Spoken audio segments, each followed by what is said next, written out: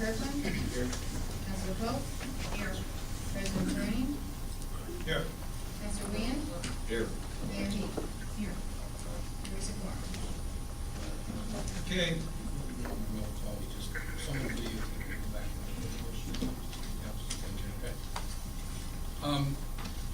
Gentleman in the back, I guess we have videotape, is that correct, sir? Yes.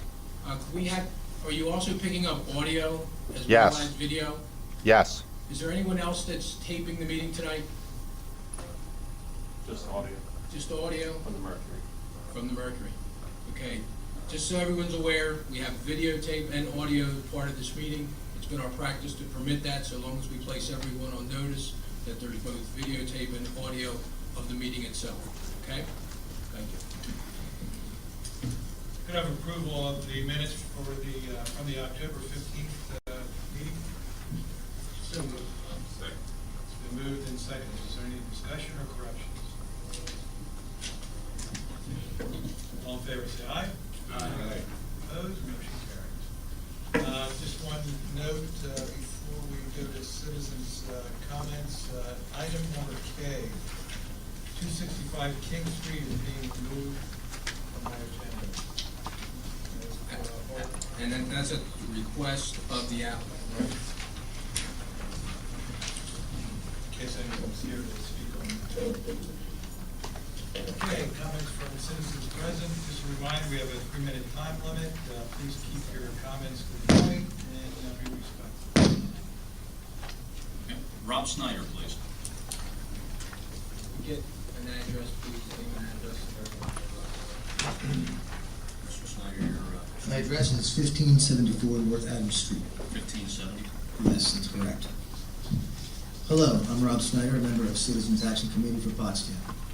Pottstown and surrounding communities have seen recent initiatives that encourage awareness and of healthy activities designed to draw people into the area along the river trail and ultimately into the downtown area. A few initiatives include the Heritage Action Plan, the Health and Wellness Foundation's commitment to fund community gardens and nutrition programs at the schools, to name just a few. Today, communities all over the nation, in California, Vermont, New York, Philadelphia, Atlanta, and Rochester, residents are fighting the spread of dollar stores. They are concerned about health and economic factors, for good reason. From the sales of tobacco products to unhealthy food options, to mistreatment of low-wage employees, Family Dollar will do nothing to fill the gap in the center of town that remains, for all intents and purposes, a food desert. And Family Dollar will not offer diverse retail options or good jobs to residents. Family Dollar is insensitive to the unique needs of the communities and neighborhoods that they are selecting, vetting locations solely on corporate and investor profitability. The Huffington Post reported in October that dollar store chains have played a role in squeezing low-income consumers by forcing down wages and engaging in lengthy legal battles with employees who claim mistreatment. Currently, there are 8 dollar stores within 10 miles of Pottstown, and most are accessible by public transportation as follows. 5 Dollar Trees, the nearest is located at the Pottstown Center. 2 Dollar Generals, 1600 West High Street and 1300 North Charlotte Street. Family Dollar additionally has a Limerick location 5 miles from Pottstown. Dollar Store's increasingly ubiquitous presence in our region is not a fit with the objectives of the 2000 and 2008 Economic Development Strategic Plan, a plan that compels you, the borough leadership, to lay the foundation for the following.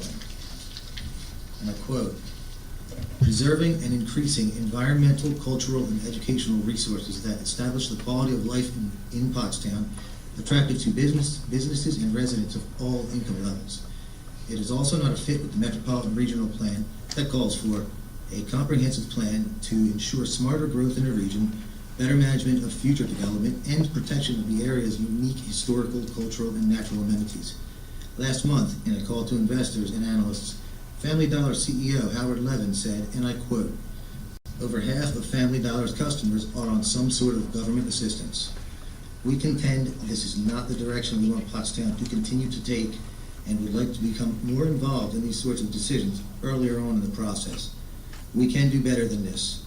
For all these reasons and additional concerns that you will hear from other members of Citizens Action Committee of Pottstown, I ask you to reconsider how another dollar store will further the recent momentum to establish Pottstown as a healthy, sustainable regional hub, and how it fits with the existing Economic Development Strategic Plan. Please do not approve the Family Dollar proposal tonight. Thank you. Thank you, Mr. Snyder, for those comments. Diane Crum. Diane, what's your street number? I'm Diane Crum. I live at 275 North Hanover Street, Thank you. and I'm a member of the Citizens Action Committee in Pottstown. In May, the police department put out a speed trailer on North Hanover Street, and we found out that there are between 5,000 and 7,000 cars a day that go in between 4th Street and Lincoln Avenue. Most of these cars go up Farmington Avenue. Family Dollar is only going to increase that traffic. We asked for the traffic study from PennDOT, and what I got from them was that they only looked at the volume of the vehicles going in and out of the variety store. The study showed that the closed auto parts store had an average of two-way volume of 1,442 vehicles with an average rate of 61.91 vehicles with 3 entrances, while the variety store for the same location will have an average weekday two-way volume of 528 vehicles with an average rate of 64.03 vehicles using only 1 driveway. The question is, have we considered the development impact on Farmington Avenue? Farmington Avenue or A Street. A Street is the designated walking path for the middle school, the high school, the 5th graders. Lincoln Elementary is only 500 feet away from there. The children that walk home from school, they talk, they fool around, they check their phones. They're not really that aware of the traffic and situations around them. As it is, that intersection with Farmington Avenue, A Street, and Hanover Street, all intersecting right there, is already an incredibly dangerous intersection.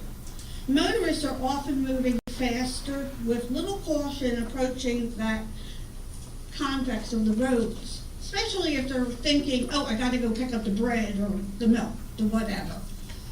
The U.S. Department of Transportation notes that 22% of all pedestrian deaths occur at intersections and occur more often with turning vehicles whose drivers can't always see clearly the pedestrians, especially when they're short. The department makes many suggestions. I also know that there has already been 1 fatal accident at that intersection. And they make often suggestions to try to prevent this. And they call it the 3E approach.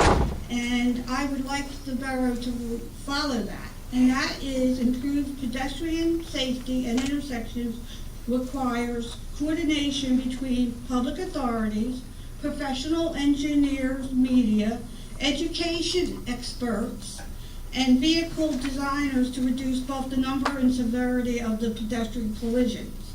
Pedestrian safety cannot be improved only by traffic engineer reports. Excuse me, if you could wrap up your past. I got 2 more sentences. Okay. In the partnership between the driver, the pedestrian, and the parents of young children, schools, and police departments, please delay the approval of Family Dollar proposal tonight in the interest of the public safety and most importantly, the safety of our school children of our community. Thank you. If possible too, could we get some of the concerns that you have in writing? Could you get them to our borough manager so that we may have them in the future? Thank you. Of course. Angela Kearney. Angela, what's your street number? Hi, I'm from 4 West 5th Street, West Pottstown. West? Yes. Thank you. Hello, everyone. My name is Angela Kearney, and I'm a parent in the 4th Ward, as well as the president of the Maternity Care Coalition Early Head Start for the Tri-County area, and most importantly, Pottstown. I am also a member of the Citizens Action Committee. The following is a brief sample of violent headlines from around the nation in 2013.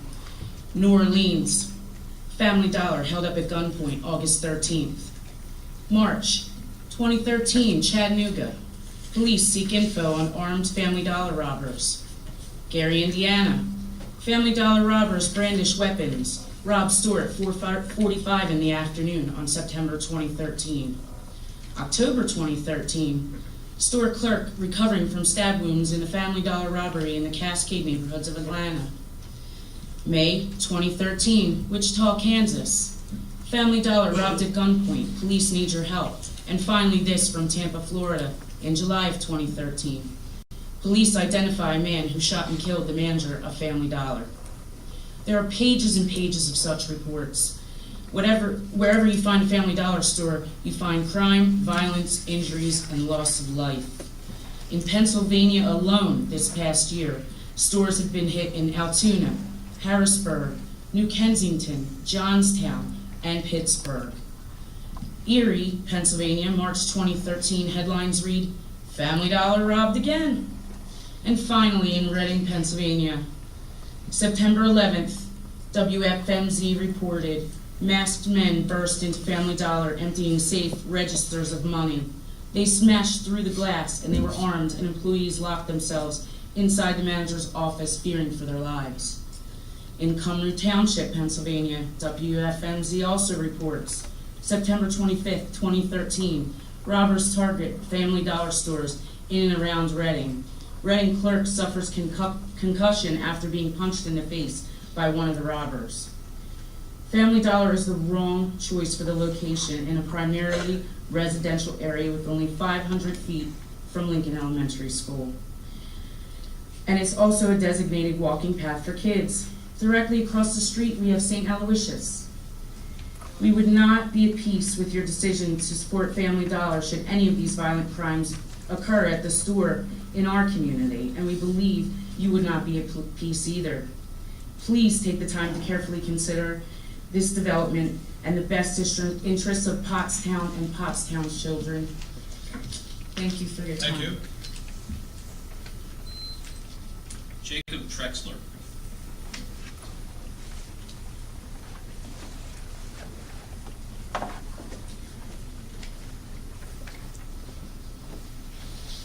I apologize to council. I am David Trexler. I'm the next one on that list. Jacob is my son here. We inadvertently signed up on your list. We are here to support item 13L, which is 301 King Street, property for Harb, a motion made by Harb. So we decline at this point. We'll stay for that later on. Thank you. Yep. Thank you, sir. Patricia DiPiero. Hopefully I got that right. You did, but I also signed in error, so I'm just here to listen and thank you. Thank you. Scott Logan. I'm with Family Dollar. Okay. I'm going to assume Dan and Paige are also? Correct. That's correct. We'll defer to the end.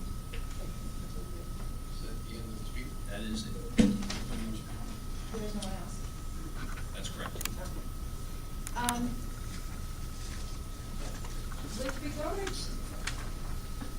to the individuals who spoke this evening, we would object to the standing of these people to participate as parties in these proceedings on the grounds that, one, they have not established an interest in the land that is sufficiently impacted, and two, their concerns do not rise above the common concerns of the borough citizens at large. Those objections being stated for the record at this point, I would defer to Scott Logan from Bose Development to address some of the issues that were brought forth by the citizens who spoke here tonight.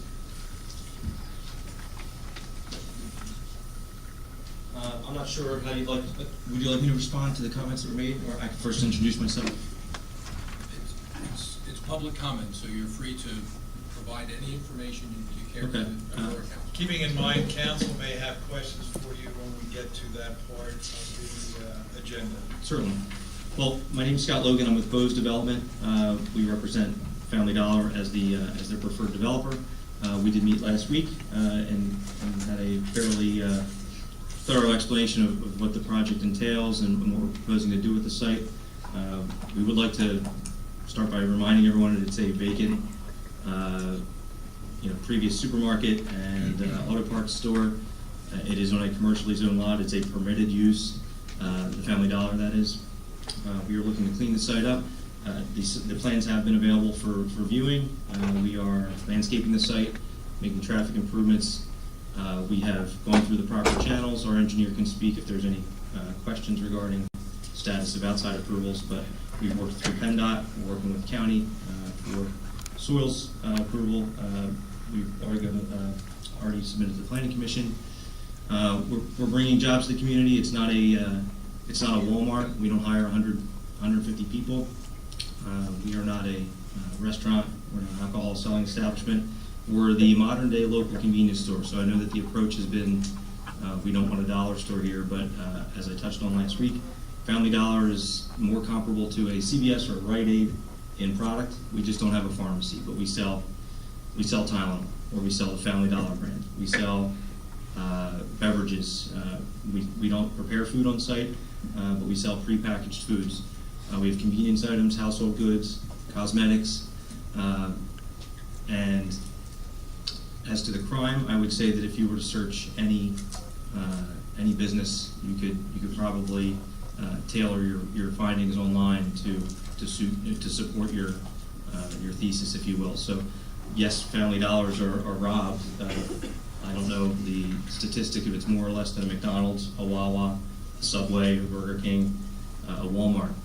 But I know that we properly train staff. We hire locally. I'm not aware of any sort of wage contention.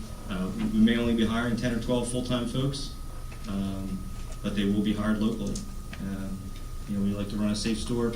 As I mentioned last week, it's a multi-million-dollar project. Family Dollar does not intend to spend that kind of money in a town to let the store fail.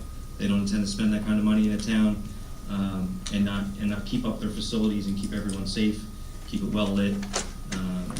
Obviously the public safety and welfare is just as much their concern as it is the residents of the borough. So that would be my statement, but I'm available if there are additional questions. Okay, thank you. Thank you.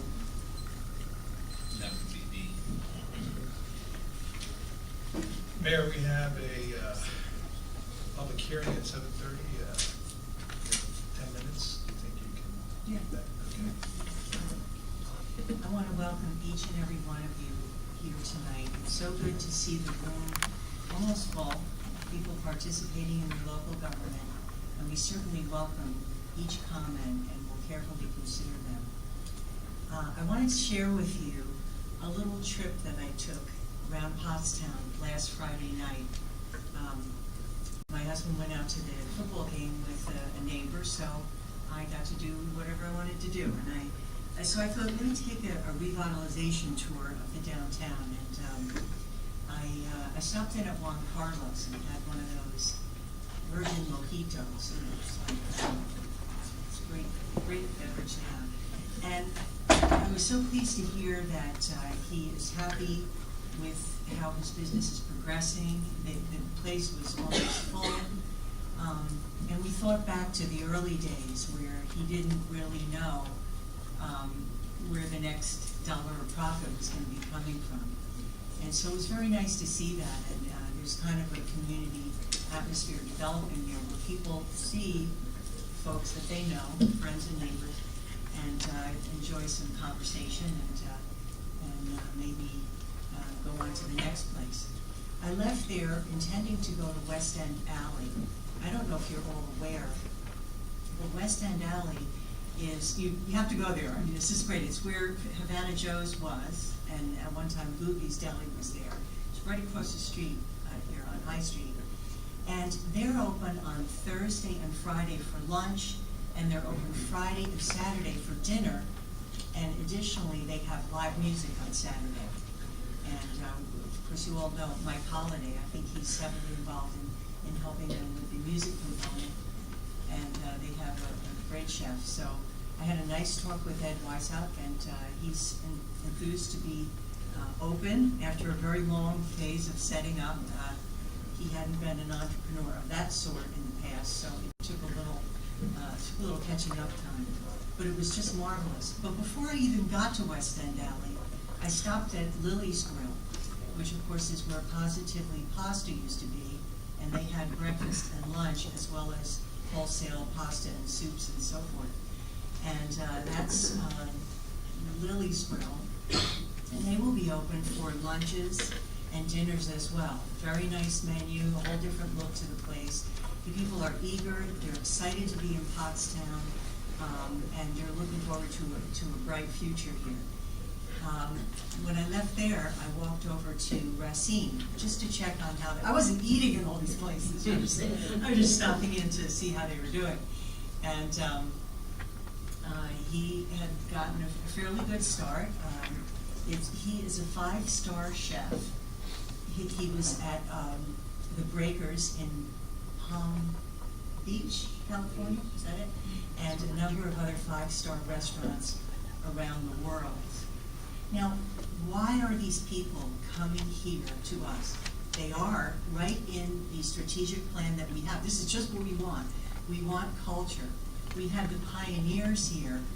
I guess a couple of councils ago it was when the gallery came in. Of course, they're Art Fusion now, 19464. So they really were the first, I think, the first real anchor of culture and arts here. And then, of course, in the previous council, I believe it was, we got the theater, which is now the Steel River Playhouse.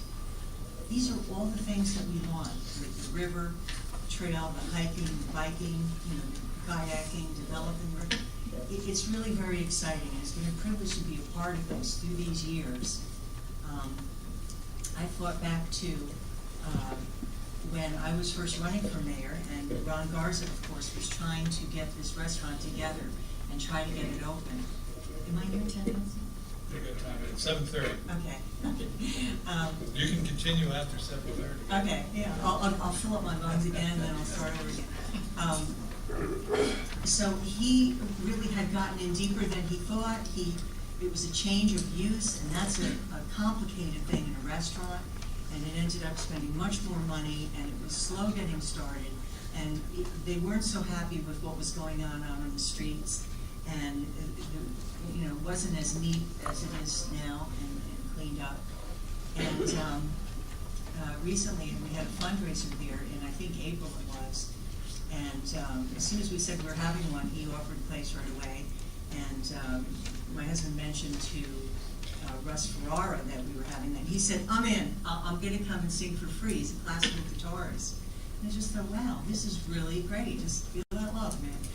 And when we were finishing, and Ron came out of the kitchen and went over to Russell, and Russell said, oh no, it wasn't Russell. Ron said, Ron is the owner.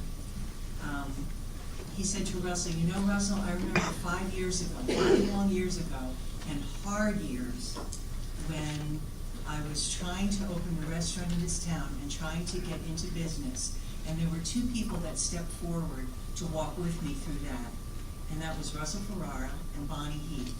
He almost brought us all to tears. It was such a touching moment, and I am so proud of that. I'm proud of Ron Garza.